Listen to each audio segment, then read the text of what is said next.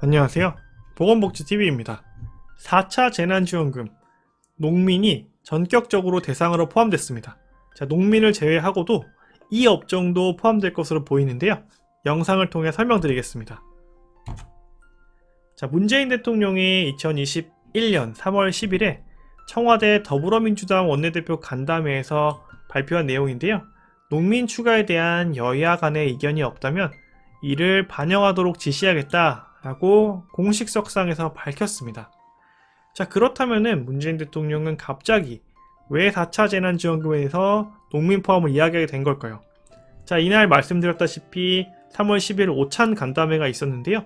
더불어민주당의 이원택 의원이 소농민을 재난지원의 대상으로 추가해달라라는 내용의 발언을 했고요.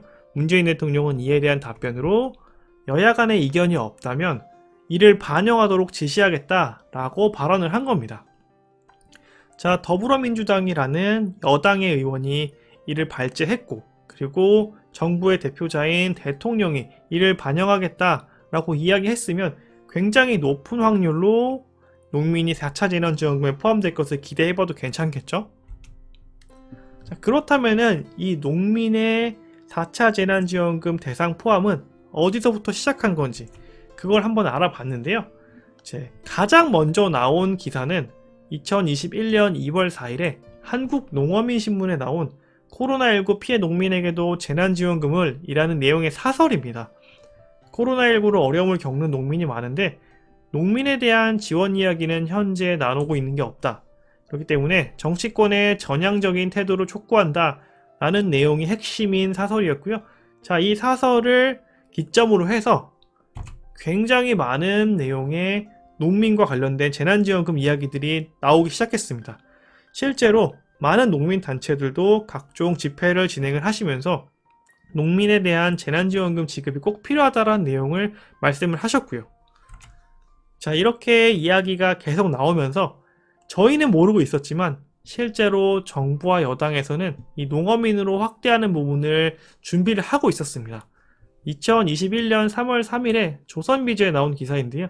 정부 여당이 4차 재난지원금 농어민 확대를 만지작하고 있다 라는 내용의 기사인데 저희는 한참 이때쯤이면은 이제 4차 재난지원금에 노점상이 포함된다, 그리고 대학생도 포함된다, 이런 내용이 논란이 되면서 그런 부분에 집중을 하고 있었는데요. 실제로 정부와 여당은 이 농어민 확대에 대한 부분도 준비를 하고 있었습니다. 그렇기 때문에 이런 걸 기준으로 해서 문재인 대통령의 발언이 나왔다라고 보는 게 합리적일 것 같습니다. 그리고 실제로 이낙연 당대표도 이 한국농어민신문에서 발표된 내용에 따르면은 4차 재난지원 대상에 농민을 포함하겠다라는 내용의 발언을 공식석상에서 한 적도 있었습니다. 자, 그렇기 때문에 굉장히 많은 농민분들께서 이 4차 재난지원금에 농민이 포함될 것 같다라고 이미 기대를 하고 계신 상황이었죠. 그렇기 때문에 이 3월 10일날 문재인 대통령의 담화는 단순히 즉흥적으로 그 자리에서 나온 이야기가 아니라 굉장히 긴 시간 동안 이에 대한 준비가 되어 왔다라고 보는 게 좀 더 합리적일 것 같습니다. 자, 그런데 여기서 저희가 주목해야 될 단어가 있습니다. 여야 이견이 없으면 이라는 표현이잖아요. 자, 여야 간에 만약에 이견이 있다, 그러니까 서로 다른 생각을 한다면 농민을 추가하지 않겠다 라는 발언이잖아요. 그렇다면은 저희가 여기서 확인해야 될 부분은 바로 이 야당의 의견이 될 것 같습니다. 왜냐하면 더불어민주당은 당대표가 농민은 포함하는 것을 공식적으로 공식석상에서 발표했기 때문에 여당의 의견이라 볼 수 있는데, 자, 과연 야당의 의견이 어떤지 제가 이것도 한번 살펴봤는데요.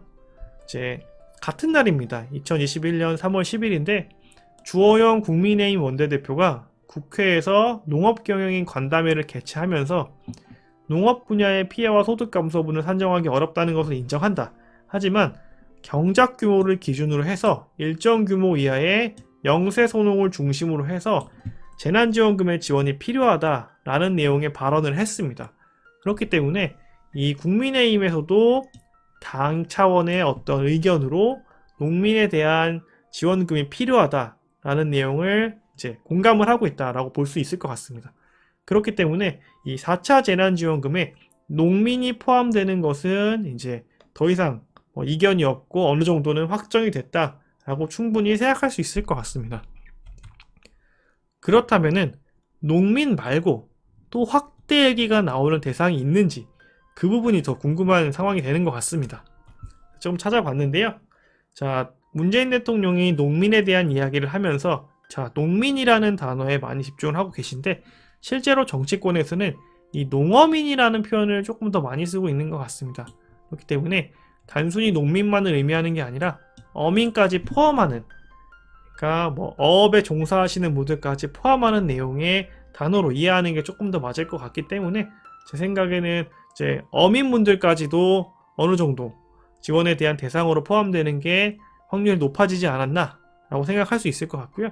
자, 이렇게 되면서 이제 농축유통신문에는 축산업계에 종사하시는 분들이 4차 재난지원금에 제외됐다는 부분에 있어서 발끈하고 있다라는 기사가 나오기도 했습니다. 자, 농민, 어민이 포함된다면 축산인들은 왜 제외되어야 되냐? 당연히 발끈할 수 있을 것 같습니다. 자, 그런데 제 생각에는 이분들도 아마 포함되지 않을까 싶습니다. 자, 왜냐하면 민주당의 농해수 위원들께서 농수축 산림인에 대한 재난지원금 지급을 재차 촉구했다라는 내용의 기사가 사실 3월 7일에 굉장히 많이 나왔습니다. 자, 이걸 보면은 이제 농민, 이제 어민, 축산인, 그리고 거기에 더불어서 산림인들에까지 재난지원금에 대한 지급이 필요하다는 내용을 여당인 민주당 의원들이 그 의견을 가지고 있다라고 생각하면 될 것 같고요.